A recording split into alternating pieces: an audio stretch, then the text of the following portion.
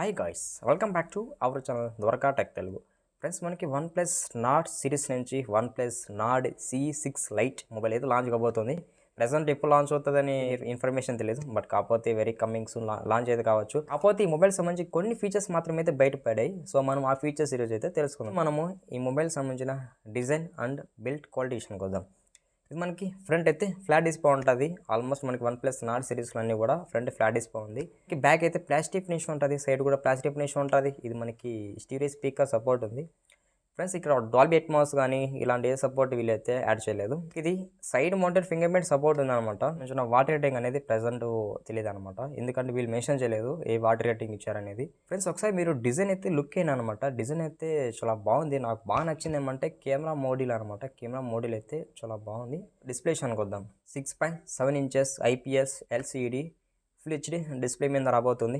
1.5K resolution కూడా అయితే support చేస్తుంది. HDR కూడా సపోర్ట్ చేస్తుంది అనమాట. సో ఇంకా బ్రైట్నెస్ విషయానికి వచ్చినట్టయితే ఇక్కడ మనకి బ్రైట్నెస్ అయితే ప్రెసెంట్ మెన్షన్ చేయలేదు. ఆల్మోస్ట్ 2000 నిట్స్ అబ్బోనే బ్రైట్నెస్ అయితే ఉండొచ్చు. ఎందుకంటే మనకి వన్ ప్లస్ డిస్ప్లేస్ అనేవి కొంచెం బాగుంటాయి, కానీ కాకపోతే గ్రీన్ లైన్ ఇష్యూ లేకపోతే ఇంకా చాలా బాగుంటుంది.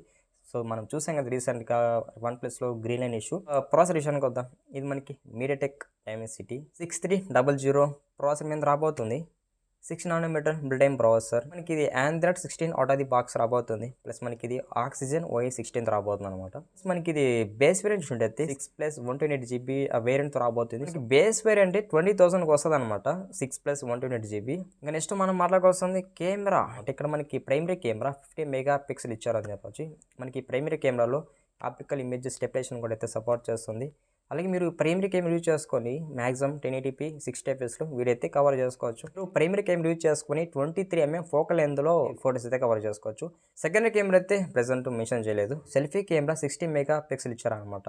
సో సెల్ఫీ 60 మెగాపిక్సెల్ అంటారు కాబట్టి పర్లేదు అనమాట. మనకి సెల్ఫీ ఫోటోస్ కూడా కొంచెం డీసెంట్గా వస్తుంది. సెల్ఫీ కెమెరా యూజ్ చేసుకొని 1080p 30 fps వీడైతే కవర్ చేసుకోవచ్చు. నెక్స్ట్ మనం మాట్లాడుకోవాల్సింది బ్యాటరీ డిపార్ట్మెంట్. ఇది మనకి 7000 mAh బ్యాటరీతో రాబోతుంది.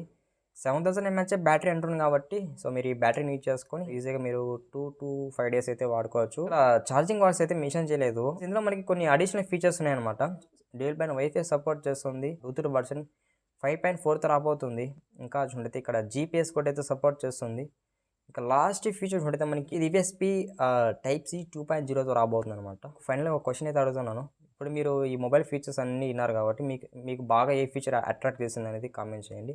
మర్చిపోకుండా లాస్ట్ వరకు మన వీడియోని చూస్తుంటాయి కాబట్టి చిన్న రిక్వెస్ట్, ఛానల్కి సబ్స్క్రైబ్ అవ్వండి, వీడియోకి అయితే లైక్ కొట్టేసేయండి. ఇది ఫ్రెండ్స్ ఇవాళ వీడియో.